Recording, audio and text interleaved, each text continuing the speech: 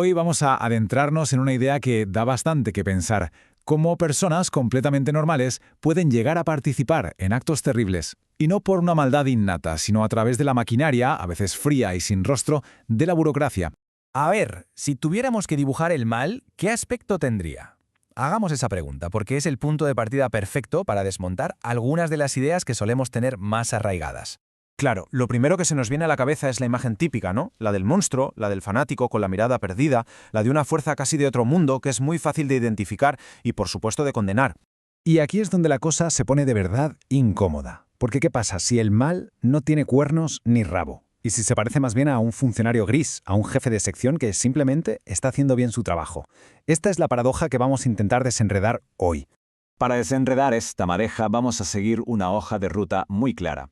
Primero, la idea que lo cambió todo. Luego veremos dos casos de estudio, uno histórico y otro muy actual.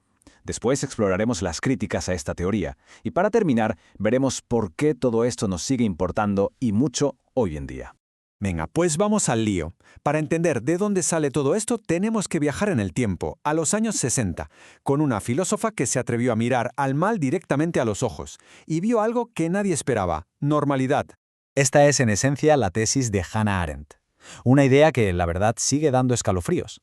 Tras observar el juicio de un alto cargo nazi, llegó a una conclusión que nos rompe los esquemas. Los crímenes más atroces pueden ser cometidos por personas que no se ven a sí mismas como malvadas, sino como buenos profesionales. ¿Obedientes?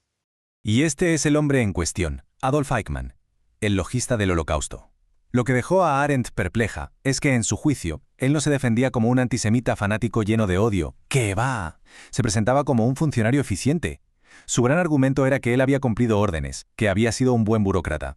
Y esta frase de Arendt es demoledora. Resume su conclusión a la perfección. El verdadero problema con Eichmann, decía, no era que fuera un monstruo único, sino que había muchísimos como él, personas terrible y terroríficamente normales.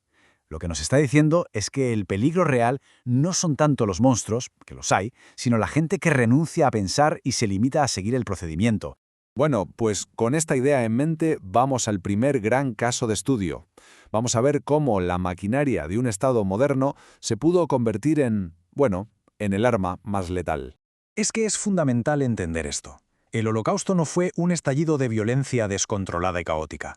Todo lo contrario, fue un proceso industrial, metódico, organizado hasta el último detalle, como si fuera cualquier otro gran proyecto del Estado. Y aquí viene lo más inquietante: las herramientas que se usaron. Porque, como analizó el sociólogo Zygmunt Bauman, no hablamos de armas en el sentido clásico, sino de los pilares de cualquier oficina moderna: dividir el trabajo, centrarse en la eficiencia, usar un lenguaje técnico. Todo esto diluía la responsabilidad moral de cada individuo. O sea que el punto clave es que la burocracia actuó como una especie de desensamblador moral. Un crimen gigantesco se partió en miles de tareas pequeñas y aparentemente inofensivas: gestionar transportes, hacer censos, tramitar expropiaciones. Cada persona solo veía su pequeña pieza del puzzle, sin tener que mirar el resultado final a la cara. Y para que nadie piense que esto es algo que se quedó en los libros de historia, vamos a saltar a un caso muy actual. Y ojo, es importante decir que esta comparación es puramente analítica. Nos vamos a centrar en los mecanismos, no en equiparar moralmente los hechos. Lo que nos cuentan los informes y los documentos filtrados sobre lo que ocurre en Xinjiang es que se está viendo un patrón que, la verdad, nos resulta inquietantemente familiar. De nuevo, la violencia de Estado no parece caótica, sino que se ejecuta con la precisión de un plan de negocio a gran escala. Y claro, las herramientas se han actualizado. Hablamos de detenciones masivas en campos que el propio Estado llama centros de formación vocacional. Se usa un lenguaje que maquilla la realidad. Y por detrás, según documentos filtrados como los Xinjiang Papers, hay todo un sistema de cuotas, registros y vigilancia digital masiva. La opresión convertida en un objetivo medible, en un KPI más. Así que vemos que se repite la misma lógica. La opresión se viste de política pública, la ejecutan funcionarios que siguen directrices y el sistema en sí mismo está diseñado para que nadie, ni víctimas ni verdugos, se miren a la cara, para crear una distancia moral tremenda. Pero claro, la idea de Arendt, por muy potente que sea, no es un dogma de fe. Y ha generado un debate enorme. ¿De verdad es tan sencillo? ¿Son estos burócratas simples autómatas que no piensan? Y aquí es donde la cosa se complica. Por un lado, muchos historiadores dicen que Arendt se equivocó con Eichmann, que no era un simple oficinista irreflexivo, sino un nazi convencido y fanático, que simplemente era muy bueno en su trabajo. Y por otro, hay quien dice que incluso si no son monstruos, tampoco son irreflexivos, que lo que cometen es una negligencia moral. O sea, elijan activamente no pensar en las consecuencias de sus actos. Esto nos lleva a otra idea súper interesante, la del politólogo Michael Lipsky, la burocracia a pie de calle.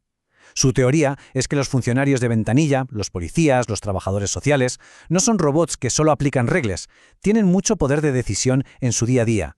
Y esto, claro, lo cambia todo, porque si no son engranajes pasivos, sino personas activas, que toman decisiones, entonces la pregunta cambia.